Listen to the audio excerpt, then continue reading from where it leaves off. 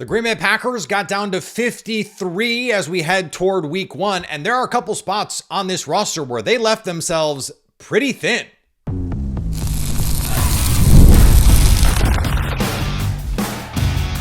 You are Locked On Packers, your daily Green Bay Packers podcast. Part of the Locked On Podcast Network, your team every day.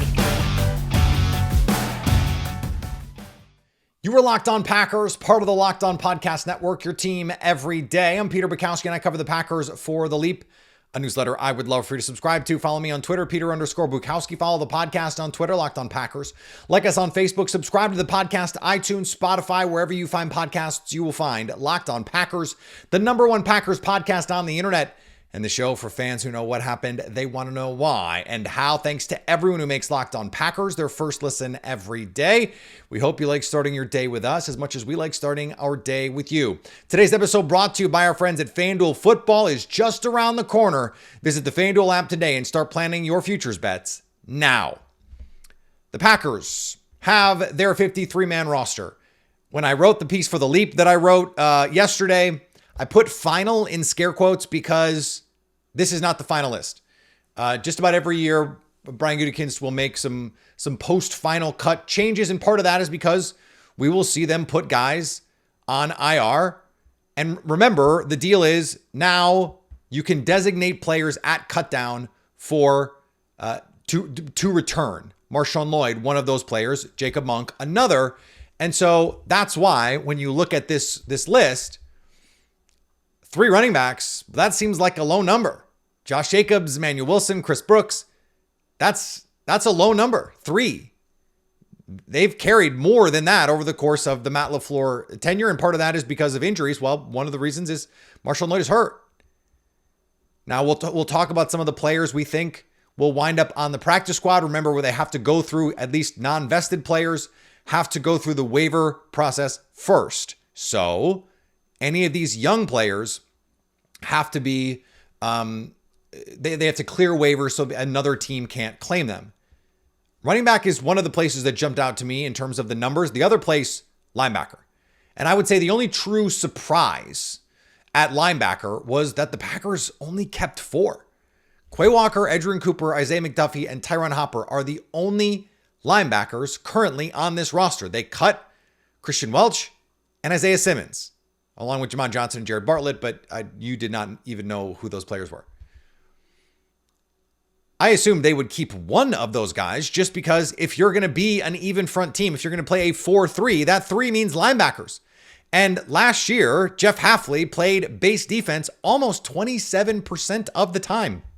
3 true linebackers. Even in the preseason, we saw him playing 3 true linebackers on the field a lot. Now, I do think, and I wrote about this for The Leap, that the front changes, and we've talked about this on this show as well, playing some more 3 true down fronts, more of an odd front, or they're playing, they'll play 5 guys on the line of scrimmage.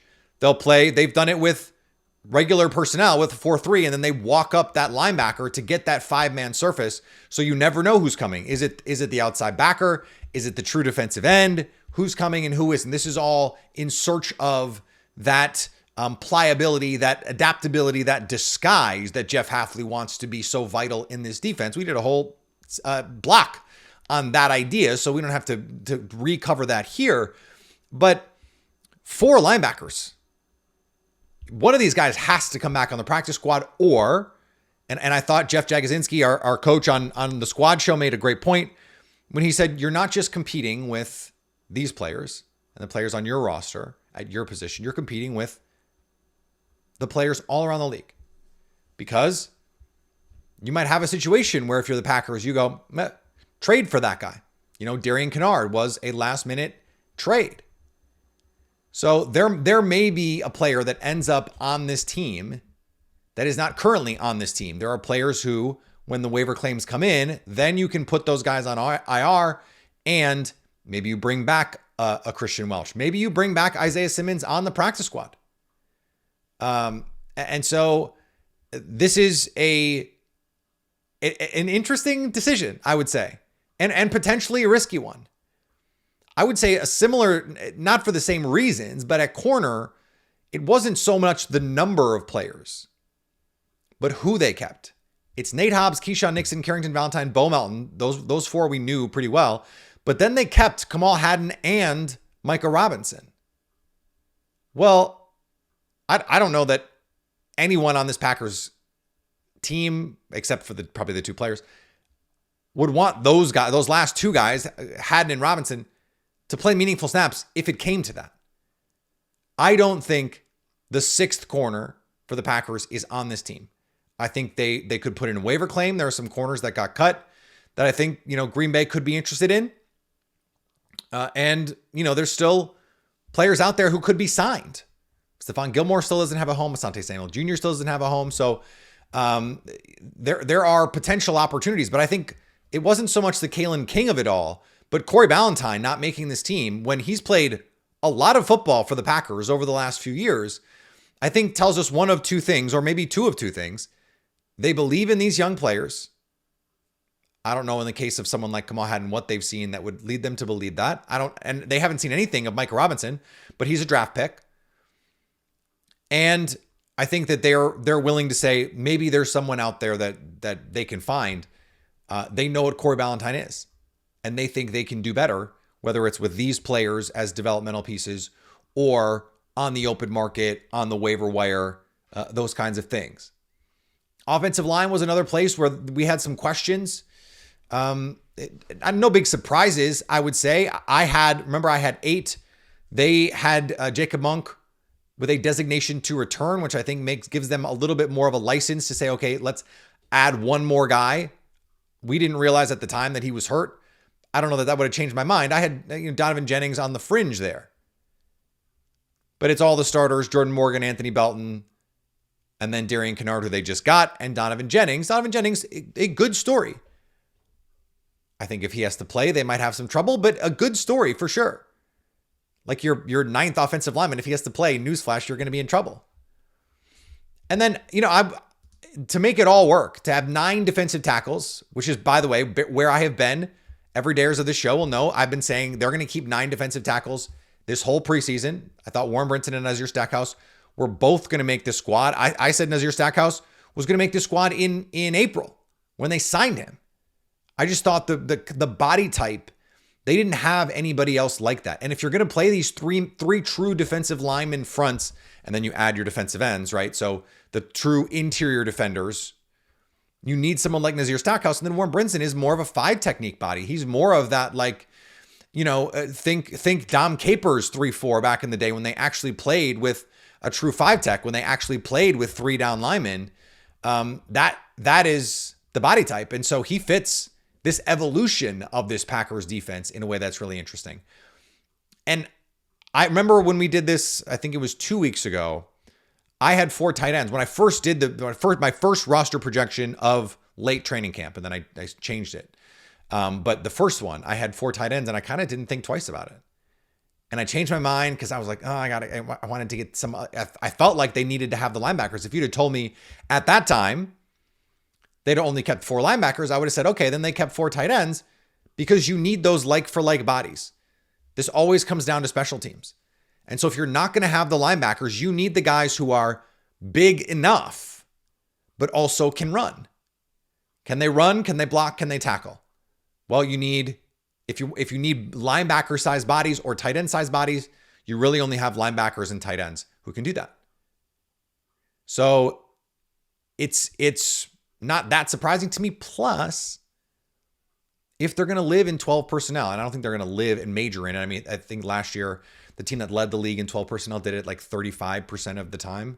So we're not even talking about it. No team is at 50% or more. Everyone's going to be in 11 personnel with 3 receivers on the field most of the time. But if you want to live in 12 and you have 1 injury, well, all of a sudden you're getting pretty thin here. So if you want to have 2 guys who can actually play and then have a guy who's sort of your special teams ace on game day, well, then you need 4. And so whether John Fitzpatrick or Ben Sims actually can give them anything in the passing game, kind of irrelevant. Luke Musgrave and Tucker Kraft are still going to be your guys there. This is more about having the depth from an offensive standpoint and special teams standpoint. And this is really the only place where I think you can say special teams clearly had an impact, because Isaiah Simmons was the number one gunner on punts, didn't make the roster. So like, I don't know that Rich Bisaccia had the same sort of influence on this roster cuts that he may have had in other situations. His pet players are not around. There's no Dallin Leavitz. He brought Keyshawn Nixon in, but that was sort of a miracle that he became the kick returner that he did, because Rich Bisaccia didn't even know he could do that. So, there's no Tariq Carpenters or anything like that. This roster doesn't have anything like that. Now, who didn't make it that we're looking at here and saying it'd be really nice to have that player on the practice squad? We'll talk about those guys next on Locked On Packers. This episode is presented by Yahoo Fantasy. The season is right around the corner and you can feel the buzz. Fantasy football season is here. Everyone's researching, drafting, building their championship squads. If you haven't joined a league yet, now's the time, and it's all happening on Yahoo Fantasy. This year, I'm playing fantasy football on Yahoo Fantasy, and you should too, whether you're a first-timer or a veteran creating your millionth league. With the season kickoff on September 4th, now is the time to start playing Yahoo Fantasy Football, which offers so many fun ways to compete. Want more ways to play? Try the brand new Yahoo Fantasy Guillotine League mode, where the lowest scoring team gets eliminated weekly until one team is left standing. Incredibly fun way to play fantasy football, by the way. Want to play instantly with friends? Try the new Draft with Friends mode. Prefer the classics? Get your crew together and go head-to-head in a private league. No crew, no problem. Join a public league, the easiest way to play. The NFL season kicks off September 4th, so don't wait. Start your league now. Draft now at yahoofantasy.com/LockedOnNFL. That's yahoofantasy.com/LockedOnNFL. We have an important request. Locked On wants to hear from you. We put together a survey to learn more about our listeners and make your favorite podcasts even better. This is your chance to tell us what you like, what you don't, and answer questions about our advertising. Go to Locked On Podcasts/survey to get started. Everyone who completes a survey will be entered to win one of 10 $100 Amazon gift cards. Again, that's LockedOnPodcasts.com/survey. You can also find the link in the show notes. Thanks for helping us out. The practice squad agita was not really that big this year, because there was no everyone wants this receiver to make it, and maybe he will, and will he clear waivers and all that stuff? No. Now, are there receivers that you'd like to see make it? Sure. Yeah. Now, the quarterback is the big one, because your practice squad quarterback is someone that, if you're the Packers, you're going to call up from time to time. And so you need to have someone that you believe in there. Sean Clifford, for 3 years, has had a chance to make this team and hasn't been able to. Taylor Elgersma showed some talent, to be sure, but I don't think he's anywhere near ready to play. Now, that's what you have Malik Willis for. So could Elgersma sneak on the practice squad? Sure. There's been some reporting around some other players the Packers might have some interest in at quarterback, and so we'll see what that looks like. But they're going to have someone on the practice squad for them. I am really hoping that they can get one of Israel Abanikanda or Amar Johnson on this practice squad, because I really like, they're very different runners, but they're players who I think each in different ways fit Green Bay's style. Abanikanda was given a lot of opportunities as a returner, was given a lot of carries. He seemed to be running ahead of Amar Johnson. So if you're going to do it that way, maybe Green Bay's preference would be Abanikanda. He offers a little bit more juice. I think either would be interesting, to be sure. And Abanikanda, I think, is the kind of player who, if he got an opportunity, say, to be up on the big team and got some return opportunities, I think he could carve himself out a role. I thought he did a nice job, had some opportunities, got the Packers, across the 30 a couple different times. And so they need some juice there.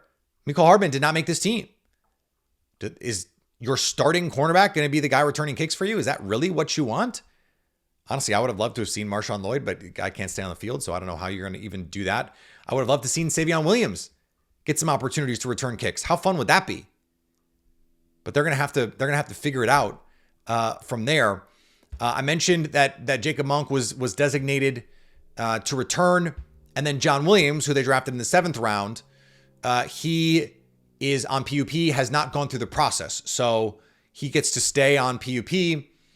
And then whenever they activate him, you have your window and then he either needs to play or go on IR. There are some offensive linemen that have a good chance here. Kadeem Telfort being one of them, who has a history with the Packers. It seems like, though, they've seen everything they need to see. Like, if they thought Kadeem Telfort was worth continuing to develop, they wouldn't have traded for Darian Kennard, and Kadeem Telfort would have just made the roster, I think.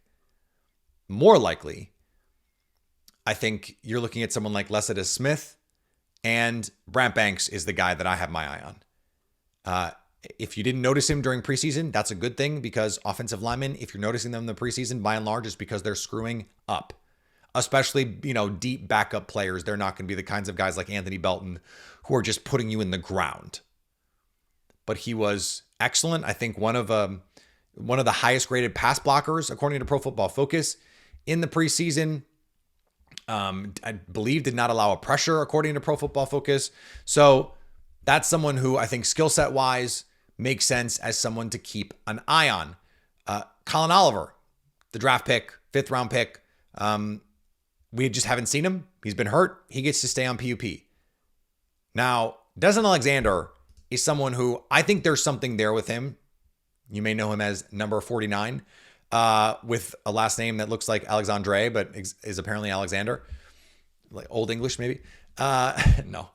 And so I like the ability there, the upside there. He's got some juice, had the sack on a loop in a preseason game. Aaron Mosby also didn't make the team. I don't know why a team wouldn't just get Aaron Mosby on their roster. Like, he had some nice pass rush reps for the Packers last year. I think this just ended up being a numbers thing. The Packers able to keep Baron Sorrell. Now, he had that MCL injury. Depending on the grade of that injury, that could be a 1 to 2 week injury. It could be a 3 to 5 week injury or more. So if he hits, IR tomorrow or today or later today, whatever, then maybe they just grab one of these guys and sign them outright to the main roster, because you gain that roster spot. So this is not even a practice squad thing. I think it's possible that we're talking tomorrow or 2 days from now, and not only is Aaron Mosby on this team, but then Des Alexander is on the practice squad, and they get to keep all of those guys. I don't think that's out of the realm of possibilities at all. I mentioned the linebackers. Now remember, Christian Welch last year was picked up. So the Packers didn't get a chance to have him. And so I don't know why that would have changed. Like, he had some good numbers in the preseason. And so, like, linebackers, everyone needs them. Everyone needs them for special teams at the very least. And so, he played last year for Baltimore and Denver and played games for them. Like, played in games for them. So the fact that he didn't make this roster tells me he's going to wind up somewhere else. I think it's possible that if they keep a practice squad linebacker, it's someone who's just, we're not thinking of. That's someone on someone else's team. Much like I think with the cornerback situation. Now, I think Kalen King is someone that they would bring back. Someone that they're not done trying to develop. But at the same time, like, he went head to head with Kamal Hadden and Micah Robinson, and I don't know how different the footing would have been. I would have thought he'd had a leg up, certainly on Micah Robinson, who's a rookie. And that did not happen. So I continue to believe that cornerback 6 on this team is not currently on this team, that Micah Robinson made this final 53. He ends up giving way, and then he winds up on the practice squad. That makes the most sense to me. And I do think one of these safeties, whether it's Jonathan Baldwin or Jalen Simpson, the Packers signed Jalen Simpson late in the process here. Would not surprise me at all if that was sort of the prelude to him ending up on the practice squad for the Packers. And then we'll see, like, Mark McNamee, the kicker. I don't know. Do they need to do that? Do they have to do that? Matt Orzik got an extension, a 3-year extension. Good for him. Long snapper extensions, we love to see it. But, I don't know what kind of special teams needs you really have there. And so they've got plenty of spots. I didn't even mention the receivers. I think they would like to get one of Julian Hicks or Cornelius Johnson on the roster. Isaiah Nair didn't really get a fair shake. Size, speed, like, I would like to see what that looks like. But I think Julian Hicks, much more developed player, much more polished player, and then Cornelius Johnson, We're talking about a former 5-star recruit, someone who played, I think he started for 4 years at Michigan. There's talent there. Jim Harbaugh was never able to fully harness it, but part of that is they didn't throw the ball that much. J.J. McCarthy, before J.J. McCarthy, they had some limited quarterbacks, and then J.J. McCarthy, they didn't ever try and let him win games, just at least on his arm alone. So you're not really sure what you have there at the moment. So where does this team stand then as we turn our attentions to week 1? We think we know who's going to be out there. So what are we looking at? We'll talk about it next on Locked On Packers.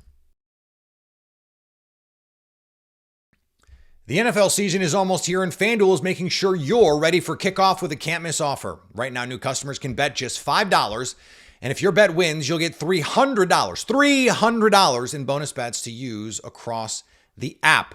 I've got futures in on Green Bay. You know what you can do? You can bet on the Packers week 1. They are now 1.5-point favorites against the Detroit Lions. This opened on FanDuel. Lions favored by 1.5. It is now Packers favored by 1.5. What's interesting about that is nothing really has changed since that line came out in May. I guess we've seen Matthew Golden be really good. Is that enough to move the line 3 points? I kind of doubt it. So this is interesting. There's potential value to be had here. And if you're ready to play, download the FanDuel app by visiting FanDuel.com to get started. That's FanDuel.com to place your first $5 bet. We made it. It's time now. All the hypothetical football is over. Well, at least it will be in 10 days. And we're talking about an actual game that the Green Bay Packers are going to play week 1. Alim McNeill, not ready to go. Malcolm Rodriguez for the Lions, not ready to go. Levi Onwuzurike, already out for the season. Ennis Rakestraw, already out for the season. So injuries already a big story for the Detroit Lions here. We haven't seen Aiden Hutchinson play football in almost a year. And they're breaking in new coordinators, new offensive coordinator, new defensive coordinator. And don't say it's Dan Campbell's offense. No, it's not. It's Ben Johnson's offense. Now, they've got a very talented roster. But there's a reason that the Packers are favored at home. Now, I think there's been some misunderstandings of how betting lines have changed over the years. It is now, I think, commonly understood. Home field advantage is now worth 1.5. So if the Packers are favored by 1.5, it means they believe, the odds makers believe, our friends at FanDuel believe, that the Packers and the Lions are, at this point in time, essentially even. Well, if the Lions are the best or second best team in the NFC, that means the Packers are right there with them. Now, does anything that happened on cutdown day change the way that we think about that, whether it's from injury, etc.? Not really. I think Marshawn Lloyd was always going to be someone who was going to be eased into this offense. They were trying to feed him a bunch in that Colts game, and I think that was, trying to see all the different situations they could put him in. By far, the most comfortable he looked was in the passing game. The wheel route, he shook a linebacker on a little option route, a little Texas route on the inside. And that could have been a place for him on early downs, especially to shine. I don't think you could have trusted him on early downs or on late downs, third downs in pass protection. Josh Jacobs had some issues last year in pass protection at time. They trust Chris Brooks to do that. So it would have been a slow process getting him up to speed. And Jacob Monk, that injury, I don't think that moves the needle. The Packers, Elton Jenkins right now is healthy. Aaron Banks is not, but they have Jordan Morgan. So I think they're in a really good position to go in against an interior of Detroit's that's just not as good as it would be if it were healthy. Just straight up, Alim McNeill's a really good player. DJ Reader, also a really good player. This was, the Pro Football Focus stat was, I believe they were 4th or 5th in yards per carry allowed when DJ Reader was on the field last year, and 27th or 28th in yards per carry when he was not. So it's like, if you want to run the ball, run it when DJ Reader is not on the field. Well, that makes it a lot easier when Alim McNeill is not also on the field. So those on-offs, that's a telling story for the Packers. And remember, this is a new defense. And so how is that going to look different? I don't know that they're going to throw a bunch of weird looks that the Packers have never seen before at them. I still think this is going to be the Lions defense. But the Packers, certainly with their injuries, ready to make this all work. The question that we're going to be asking for the next week and a half until this game is played is, did the Packers do enough to get ready to beat the Lions man coverage right away? No Christian Watson. Christian Watson has been the X factor for the Packers against the Lions in the Jordan Love era. Remember how huge he was on Thanksgiving 2 years ago to start the game. Deep shot down the field, big hit. Later, the game-sealing touchdown on a slot fade. Unbelievable throw and catch, Jordan Love to Christian Watson. And then last year, a number of just awesome plays, chunk plays, also had the fumble. But he was the guy that they would use his speed in man coverage. Is that already Matthew Golden right now? What about the fact that Jaden Reed is hurt and has been hurt and has not been getting reps with Jordan Love? Now, how much of that is like, hey, they've had 2 years together. How much more do they really need? Reasonable question at this point. How veteran are they at this point? Dontavian Wicks, same question. Romeo Doubs is ready to go. Matthew Golden looks ready to go. And I think this is worth saying here. DJ Reed versus Carlton Davis, very similar players in terms of play style. They want to be physical. They want to play man coverage. But DJ Reed is 5'9", 180. Carlton Davis is like 6'1", 200 pounds. So the difference in one of those guys guarding Matthew Golden versus the other is real. Just from like a box you out sort of my ball mentality, if Matthew Golden is going up against Carlton Davis, I would say he's got a worse chance of getting it than he does against DJ Reed. They're much more like for like with Reed. Maybe that's a net positive for the Lions.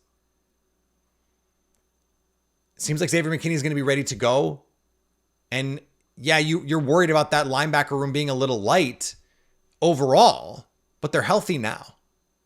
And it seems like Tyron Hopper has made a real step forward. So if they need him to step in game, they at least have someone who looks like he's trending in the right direction, whose arrow is pointing up for him. Maybe he's your Sam linebacker. And I think this is going to test their theory of, hey, get 3 true defensive linemen on the field. Get your best 11 out there. Kenny Clark, Carl Brooks, Devontae Wyatt, let's call it. And Lucas Van Ness and Rashawn Gary. And say, okay, Detroit, our 5 against your 5. And then you add in Edge Cooper and Quay Walker. The Packers finally have linebackers who can run with, whether they can cover them or whether they can chase them down, in the open field is a different question, but can run with sideline to sideline, Jahmyr Gibbs, Sam Laporta, Amon-Ra St. Brown, Jameson Williams. If Jameson Williams gets in the open field, he's going to outrun Edge Cooper, right? But like the difference in Edgerrin Cooper versus Isaiah McDuffie or, Blake Martinez is huge. And so this Packers defense is also built for speed in much the same way the Lions are. And the Lions, I don't think are built for power the same sort of way. No Frank Ragnow. Graham Glasgow moving back to center. Christian Mahogany's coming in to play left guard, who has never been a preferred starter for them. You're going to play a rookie, Tate Ratledge, at right guard, who they tried at center, wanted to play center, and immediately were like, no, we can't do this. I think this offensive line is going to take a meaningful step back. They were a top 3, no doubt, offensive line last year. I think they'll be closer to like 8 or 10. And with a quarterback as pressure sensitive as Jared Goff, now the Packers are introducing this defensive line wrinkle. Some of the game planning stuff is not going to be 1-for-1. Well, if you're a new offensive coordinator, how are you going to get ready for all of the unique looks that Jeff Hafley is going to throw at you? How much does Jared Goff help you? Well, you've got a center that's not Frank Ragnow helping you with all of that. And then over the course of the season, like, is Taylor Decker, who's 32, has had some injuries, is he going to be able to hold up over the course of the season? I think what's happening in Detroit is much more fragile than people realize. It's much more fragile than people realize. And the Packers can expose that in week 1. They are ready to go. And Matt LaFleur needs to have them ready to go. All right, back tomorrow. More here on Locked On Packers as we get you set for week 1, Packers Lions. Next week, we'll have our crossover. We'll have How You Doing. We'll have all the good stuff next week. Maybe an Expert Tuesday, which we have gotten away from a little bit, just, for a lot of reasons, frankly. So get ready for the 2025 season with us here. Follow me on the social medias, Peter_Bukowski on the X Machine and on Instagram. Follow the podcast wherever you get podcasts. Subscribe over on our YouTube page. You can watch us. And we'll be live tomorrow night. Well, no, tonight. What's today? Wednesday? Yeah, tonight. The squad show. I believe we're going to do 7:15 Lambeau Field time for the squad show. Maybe 7:30. I'll put it out on the social media so we can confirm that. And, maybe we'll be talking about a Micah Parsons trade. Who knows? And then squad show live after the game. We'll have Locked On Packers after the game live on YouTube. And then the squad show live on YouTube so you can stay Locked On Packers.